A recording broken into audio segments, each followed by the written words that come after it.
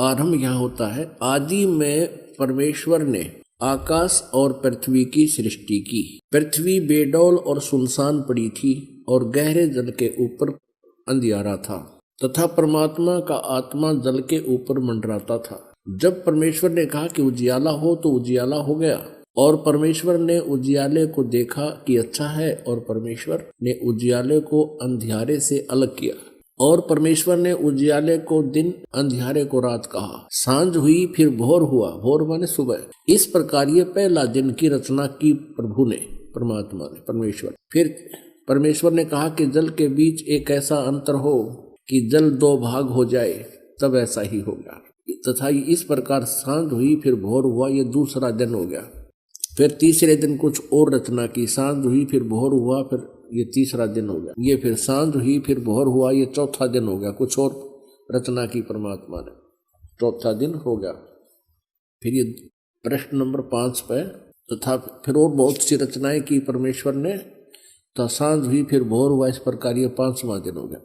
फिर परमेश्वर ने कहा कि हम मनुष्य को अपने स्वरूप के अनुसार अपनी समानता में बनाए, और वे समुद्र की मछलियों और आकाश के पक्षियों और घरेलू पशुओं और सारी पृथ्वी पर और सब रेंगने वाले जंतुओं पर जो पृथ्वी पर रेंगते हैं अधिकार रखे। तब परमेश्वर ने मनुष्य को अपने स्वरूप के अनुसार उत्पन्न किया।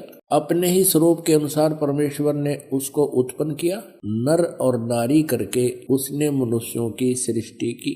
पुण्यात्माओं फिर पढ़ लो। तब परमेश्वर ने मनुष्य को अपने स्वरूप के अनुसार उत्पन्न किया। अपने ही स्वरूप के अनुसार परमेश्वर ने उसको उत्पन्न किया, नर और नारी करके मनुष्यों की सृष्टि की। आगे देखिएगा। फिर परमेश्वर ने उनसे कहा, मनुष्यों को, सुनो, जितने बीज वाले छोटे छोटे पेड़ सारी पृथ्वी के ऊपर हैं और जितने वृक्षों में बीज वाले फल होते हैं, वे सब मैंने तुमको दिए हैं, वे तुम्हारे भोजन के लिए। आगे देखिएगा। तब सांझ हुई फिर भोर हुआ, इस प्रकार 6वां दिन हो गया। और बहुत सी रचनाएं की इसके बाद। अब 7वां दिन देखो। यूं आकाश और पृथ्वी और उनकी सारी सेना का बनाना समाप्त हो गया 6ठे दिन। और परमेश्वर ने अपना काम जिसे वह करता था 7वें दिन समाप्त किया, और उसने अपने किए हुए सारे काम से 7वें दिन विश्राम किया। और परमेश्वर ने 7वें दिन को आशीष दिया, उसे पवित्र ठहराया। सृष्टि के सारी रचना के काम से विश्राम। अपने पुत्र अचिंत से कहा प्रभु ने, परमेश्वर ने, सत्य पुरुष कबीर देव ने, कि बेटा तू शेष रचना अब तू कर। अब परमात्मा उनको ये दिखाना चाहता था कि जिसका काम उसी को साजे और करे तो मूर्ख बाजे। अचिंत बड़ा तैयार होया कि जी ठीक है, प्रभुता की भूख बनी थोड़ी सी। तो उसी समय उसने अपने वचन शक्ति से एक पुरुष उत्पन्न किया, उसका नाम अक्षर पुरुष रखा। और अक्षर पुरुष से कहा अचिंत ने कि तू मेरा सहयोग दे सृष्टि रचना में। अक्षर पुरुष जाकर के वहां बने मान सरोवर में, एक अलग से मान सरोवर बना हुआ है, वो भी परमात्मा ने अपने वचन से रचा। उस मान सरोवर के अंदर जाकर के स्नान करने लगा, फिर उसके अंदर गोते लगाने लगा, उसमें निंद्रा आगी, सो गया।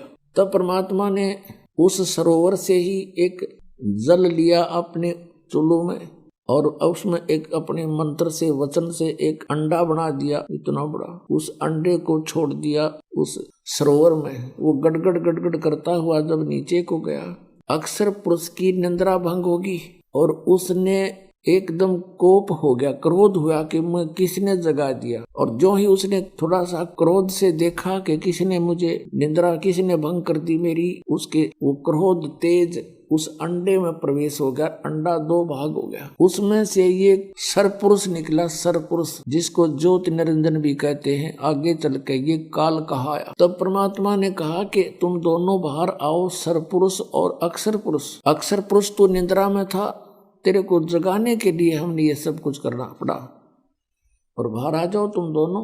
वो दोनों बाहर आ गए। उनसे कहा कि जाओ तुम अचिंत के द्वीप में रहो। अब 3 एक द्वीप में रहने लगे, सरपुरुष, अक्षर पुरुष और अचिंत पुरुष। उसके बाद परमात्मा ने अपने वचन से हम सभी आत्माओं को वहां उत्पन्न कर दिया। अपने वचन से, अपने शरीर से, अंदर से निकाल दिया वचन से, और हमें अलग अलग स्थान दे दिया कि तुम रहो यहाँ पर। सदाबहार वृक्ष, पेड़, मेवा, काजू, सब, सेब, संतरे, फल, दूध की नदी, अमृत जल,